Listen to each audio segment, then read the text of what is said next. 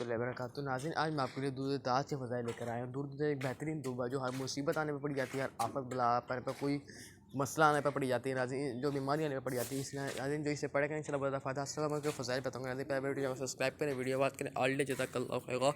زیارت رسول کریم صلی اللہ علیہ وسلم، جو کوئی زیارت سے رسول کا شدت سے خواہ ہو تو وہ عروج ماہ شب جمعہ کو نماز عشاء پڑھنے کے بعد باوضو حالت میں قبلہ رخ صاف لباس پہن کر خوشبو لگائے اور ایک سحر 100 مرتبہ درود تاج پڑھ کر سو جائے، 11 راتیں بلا ناغہ پڑھے، انشاءاللہ حضور کریم صلی اللہ علیہ وسلم کی ذات کی صدر نصیب ہوگی۔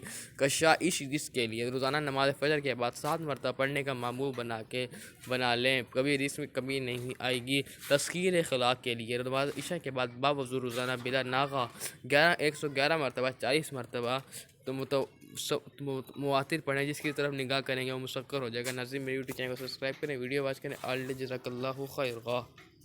ناظرین جو اس پہ عمل کرے گا تو ایک بہترین قسم کی دعا ہے۔ صدق اللہ العظیم۔